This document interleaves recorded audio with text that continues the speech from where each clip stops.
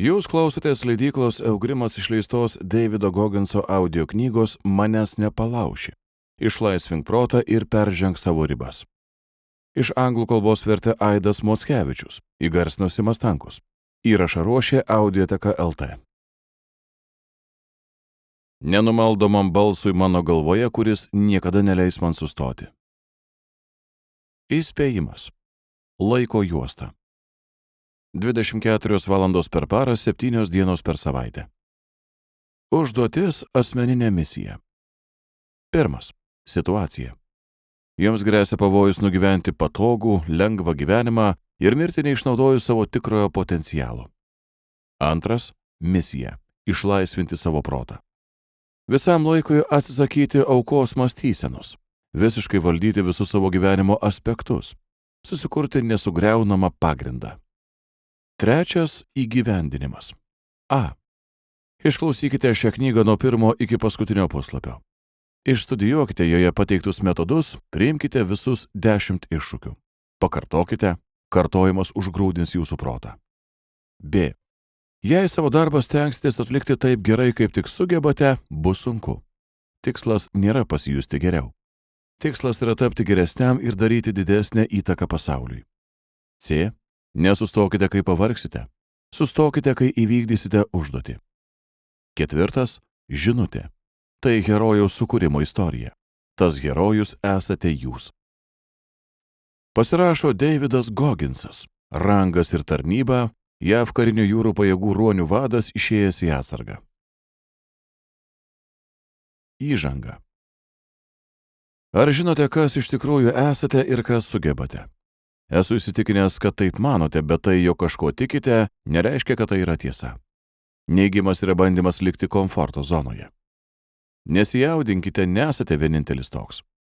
Kiekviename mieste, kiekvienoje šalyje, visame pasaulyje milijonai žmonių negyvomis zombių akimis klaidžiojo gatvėmis, jie yra priklausomi nuo komforto, vadovaujasi aukos mąstysena ir nesuvokia savo tikrojo potencialo.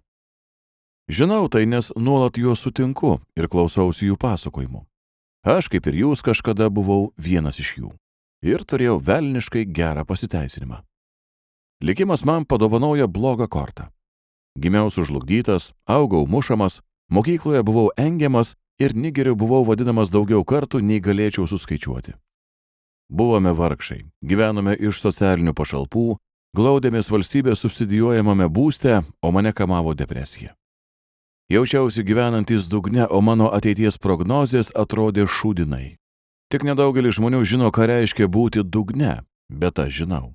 Tai tarsi liūnas. Jis tave pagauna, įsiurbia ir nepaleidžia. Kai gyvenimas toks, lengva plaukti pasroviui ir toliau daryti tuos pačius įprastus pasirinkimus, kurie tave žudo ir taip daugybę kartų.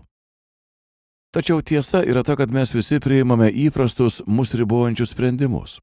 Tai taip pat natūralu kaip saulėlydis ir taip pat nepaneigiama kaip žemės traukos jėga. Taip veikia mūsų smegenys, todėl motyvacija yra niekinė. Net ir geriausias padrasinantis pokalbis arba savigalbos metodas tai yra laikina priemonė. Tai nepertvarkys jūsų smegenų. Tai nesustiprins jūsų balso ir nepagerins jūsų gyvenimo. Motyvacija nė vienam žmogui nekeičia nieko. Likimas man skyrė tokį gyvenimą ir tik aš jį galėjau pakeisti. Taigi, ieškojau skausmo, pamilau kančią ir galiausiai iš silpniausio planetos šūdžiaus tapau kiečiausiu kada nors Dievo sukurtų žmogumi. Bent jau pats taip savo sakau. Tikėtina, kad jūsų vaikystė buvo daug geresnė nei mano. Ir net dabar gyvenate velniškai padorų gyvenimą. Tačiau nesvarbu, kas esate, kas yra arba buvo jūsų tėvai, kur gyvenate, ko užsiimate ir kiek turite pinigų. Tikriausiai gyvenate išnaudodami maždaug 40% savo tikrųjų galimybių. Velniškai gėda. Kiekvieno iš mūsų potencialas yra didesnis. Prieš daugelį metų buvau pakviestas dalyvauti komisijos posėdėje Masačusetso technologijos institute, MTI. Niekada nebuvau įkėlęs kojos į universiteto auditoriją kaip studentas. Buvau vargais negalais baigęs vidurinę mokyklą, tačiau atsidūriau vienoje prestižiškiausių šalies institucijų, kur su kitais diskutavau apie psichologinį atsparumą. Kažkuriuo diskusijos momentu gerbiamas universiteto profesorius pasakė, kad kiekvienas iš mūsų turime genetinių apribojimų. griežtai nubrėžtas ribas. Kad kai kurių dalykų tiesiog negalime padaryti, kad ir kokie stiprus būtume psichologiškai.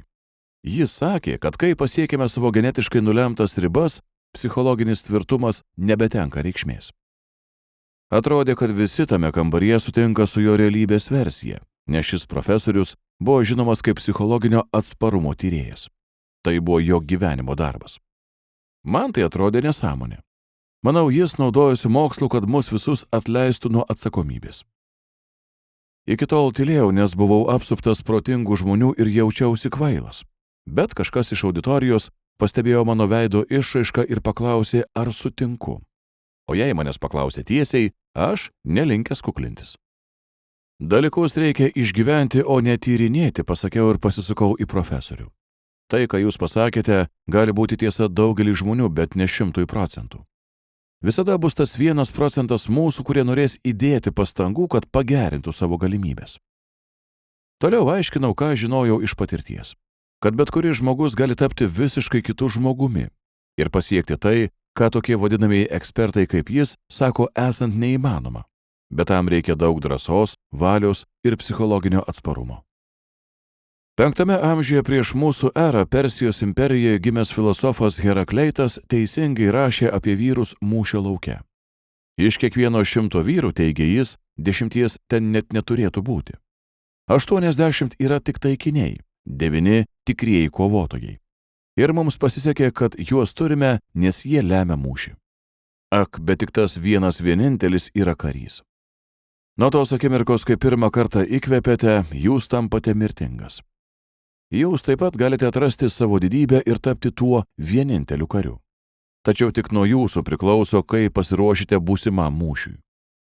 Tik jūs galite suvaldyti savo protą, o to reikia, kad drąsiai gyventumėte gyvenimą, kupiną pasiekimų, kuriuos dauguma žmonių laiko neįmanomais.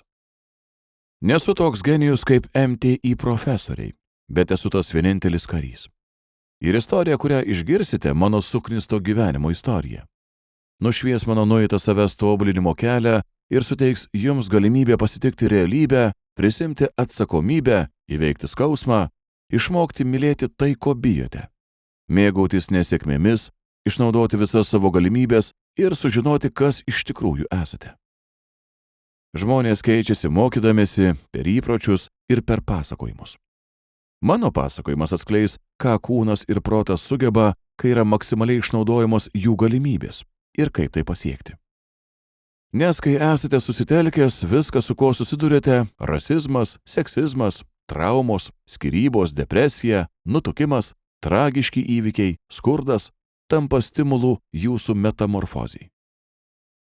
Čia išdėstyti žingsniai prilygsta evoliuciniam algoritmui, kuris naikina kliūtis, spindi šlove ir užtikrina ilgalaikę santarvę su savimi.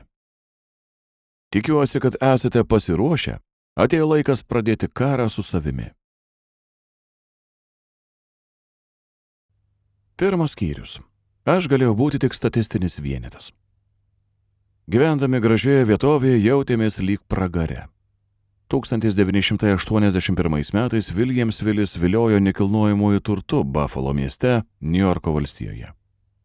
Daug žalumos turinti ir draugiška aplinka, saugios gatvės buvo nusėtos dailiais namais, kuriuose gyveno pavyzdingi piliečiai. Gydytojai, advokatai, plieno gamyklos vadovai, odontologai ir profesionalūs futbolo žaidėjai čia gyveno su savo žavingomis žmonomis ir 2,2 vaiko. Automobiliai buvo nauji, keliai sutvarkyti, galimybės neribotos. Tai buvo amerikietiškos svajonės įsikūnijimas. Pragaras buvo kampinis sklypas Paradise Roade. Tai buvo vieta, kurioje gyvenome 2 aukštų, 4 miegamųjų, baltame medinėme name su 4 kvadratinėmis kolonomis, rėmusiomis priekinę verandą, iš kurios buvo galima išeiti į plačiausią ir žaliausią veją Williamsvilyje. Turėjome daržą už namo ir garažą 2 automobiliams. Jame stovėjo 1962 m. Rolls-Royce Silver Cloud, 1980 m. Mercedes 450 SLC, o ant įvažiavimo puikavosi spindintis naujas 1981 m. juodas Corvette.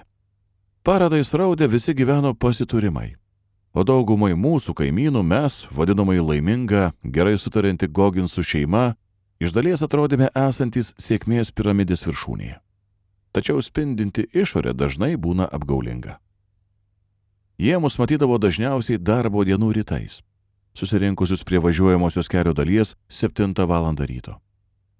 Mano tėtis, Trunis Gogginsas, nebuvo aukštas, bet buvo gražus ir sudėtas kaip boksininkas.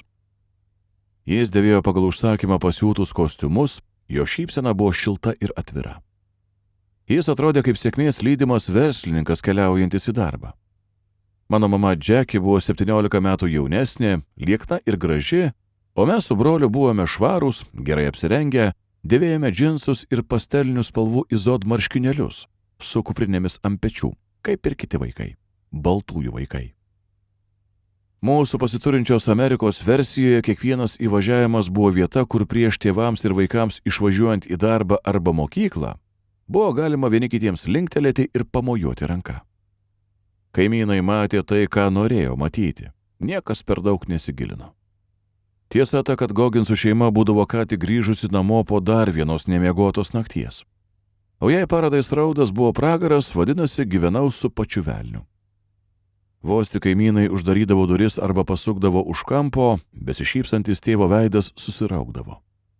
Jis grubiai duodavo nurodymus ir eidavo į vidų numigti, bet mūsų laukė kiti reikalai. Mano brolis Trunis jaunesnysis ir aš turėjome kažkur būti, o mus ten nuvežti turėjo nemiegojusi mama. 1981 metais ėjau į 1. klasę. Ir mokykloje buvau iš tikrųjų apsnūdęs. Ne todėl, kad mokslai buvo sunkus, bent jau dar ne tada, bet todėl, kad negalėjau atsispirti miegui. Dainingas mokytojos balsas buvo mano lopšinė, sukryžiuotos mano rankos ant rašomojo stalo patogi pagalvė, o jos aštrų žodžiai, kai tik ji pagaudavo mane snaudžiant, nepageidaujamas žadintuvas, kuris nenustodavo čirkšti. Tokio amžiaus vaikai yra tarsi kempinis. Jie greitai perima kalbą ir idėjas, kad sukurtų pagrindą, ant kurio dauguma žmonių visą gyvenimą kaupia tokius įgūdžius kaip skaitimas, rašymas ir matematikos pagrindai. Bet kadangi dirbau naktimis, dažniausiai rytais negalėdavau susikaupti, tik stengdavausi neužmigti. Pertraukos ir fizinis lavinimas buvo visai kitas reikalas. Žaidimo aikštelėje išlikti blaivaus proto buvo lengviausia. Sunkiausia buvo neišsiduoti. Negalėjau leisti, kad mano marškinėliai nusmuktų. Negalėjau dėvėti šortų. Negalėjau rodyti mėlynių, nes žinojau, kad jei kas nors pamatys, užsidirbsiu jų dar daugiau. Vis dėlto žaidimo aikštelėje ir klasėje žinojau, kad esu saugus, bent jau kurį laiką. Tai buvo vienintelė vieta, kur tėvas negalėjo manęs pasiekti, bent jau fiziškai.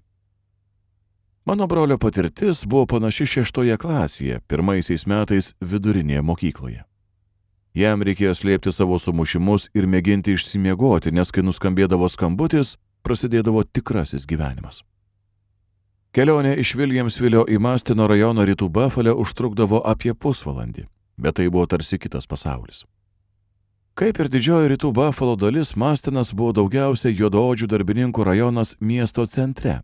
Ne visai tobula vieta gyventi, nors 90-mečio pradžioje jis dar nebuvo virtęs getu. Tuomet Betliejaus plieno gamykla vis dar veikė, o Buffalas buvo paskutinis didysis Amerikos plieno miestas. Dauguma miesto vyrų, tiek juodaodžių, tiek baltaodžių, dirbo solidžius darbus profsąjungas turinčiose įmonėse ir uždirbo pragyvenimui pakankamą atlyginimą, o tai reiškė, kad verslui Mastinas buvo gera vieta. Mano tėvui tai buvo visada. Būdamas 20 metų jis turėjo Coca-Colos platinimo koncesiją ir 4 pristatymo maršrutus Buffalo apylinkėse. Vaikinui tai geri pinigai, tačiau jis turėjo didesnių svajonių ir žvelgė į ateitį. Jo ateitis buvo 4 ratai ir disko funko garso takelis. Uždarius vietinę kepyklą, jis išsinuomojo pastatą ir įkūrė vieną pirmųjų Buffalo salių riedučių mėgėjams.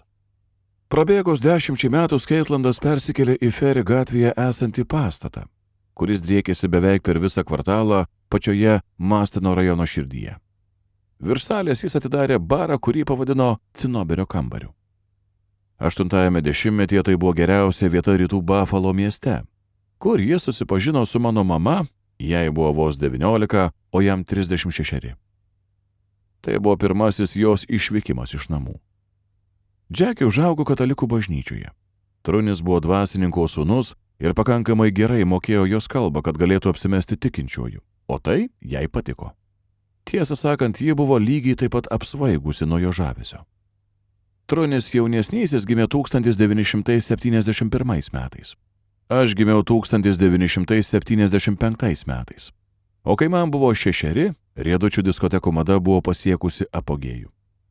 Kiekvieną vakarą Skeitlande vyko šokiai. Paprastai ten atvykdavome apie 17 valandą ir kol brolis dirbo bufete, gliaudė kukurūzus, kepė dešreles, pildė šaldytuvą ir kepė picas, aš rūšiuodavau riedučius pagal jų dydį ir stilių. Kiekvieną popietę stovėdavau ant taburetės, purkšdamas inventorių aerozolinių dezodorantų ir keisdamas gumines riedučių stabdžių trinkeles. Ta aerozolio smarvė tvyrodavo aplink mano galvą ir skverbėsi iš šnervės. Mano akys buvo nuolat paraudusios. Tai buvo kvapas, kurį tekdavo uostyti ištisas valandas. Bet tai buvo trukdžiai, į kuriuos turėjau nekreipti dėmesio, kad išlikčiau susikaupęs ir greitai sukčiausi. Nes mano tėvas, kuris dirbo prie dižžokėjaus pulto, visada stebėjo. Ir jei kurių nors riedučių trūkdavo, kentėdavo mano užpakalis. Prieš įleidžiant klientus aš blizgindavau salės grindis 2 didesnę už save šluostę. Apie 18 valandą mama kviesdavo mus vakarienės į vidinę patalpą. Ta moteris stengėsi nematyti realybės, bet turėjo stiprų motinystės instinktą ir labai stengėsi, griebdamasi bet ko, kas gyvenimą galėtų padaryti panašų į normalų. Kiekvieną vakarą toje patalpoje ji pastatydavo ant grindų 2 elektrinius degiklius, atsitūpdavo ir paruošdavo sočią vakarienę. Keptos mėsos, bulvių, šparaginių pupelių ir bandelių. O tėtis tvarkydavo buhalteriją ir skambindavo telefonu. Maistas buvo geras, bet net būdama 6 ir 7 metų žinojau, kad mūsų šeimos pietus buvo tik apgailėtina imitacija, palyginti su tuo, ką valgydavo dauguma šeimų. Be to, valgėme greitai. Nebuvo laiko mėgautis, nes 19 valandą vakaro, kai atsidarydavo duris, prasidėdavo šou metas ir visi turėjome būti pasiruošę savo vietose. Mano tėvas buvo viršininkas ir vos įžengęs į dižžokėjaus kabiną, mus imdavo kontroliuoti. Jis stebėdavo salę kaip viską reginti akis. Ir jei ką nors padarydavai ne taip, apie tai išgirsdavai. Nebent pirmiausia tai pajusdavai. Salė neatrodė kaip nors ypatingai, būdama apšviesta palubėje esančių lempų. Bet kai jos būdavo pritemdamos, prožektoriai nuspalvindavo salę raudoną spalvą ir atsispindėdavo nuo besisukančio veidrodinio rutulio, sukurdami diskotekos vaizdą. Savaitgalį arba vakarais pro duris plūdo 100 klientų. Dažniausiai jie ateidavo šeimomis ir prieš patekdami į aikštelę sumokėdavo $3 įėjimo mokestį ir $0,5 riedučių mokestį. Aš nuomodavau riedučius ir visą tą sektorių valdžiau vienas. Taburetę nešiojusi su savimi. Be jos klientai manęs net nematydavo.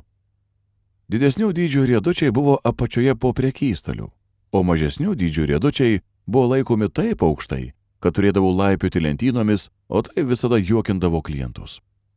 Mama buvo vienintelė kasininkė. Jis surinkdavo kiekvieno žmogaus mokestį, o truniui pinigai buvo viskas. Jis skaičiuodavo žmonės, kai jie ateidavo. Visą vakarą skaičiuodavo savo pajamas, kad maždaug žinotų, ko tikėtis, kai uždaręs kasą skaičiuos pinigus. Ir vargas, jei pinigų trūktų. Visi pinigai buvo jo. Mes, likusieji, už savo prakaitą neuždirbome nė cento. Tiesą sakant, mano mama niekada negavo jokių pinigų. Ji neturėjo banko sąskaitos arba kredito kortelę savo vardu. Jis viską kontroliavo. Ir visi žinojome, kas nutiktų, jei pinigų jo stalčiuje kada nors pritrūktų.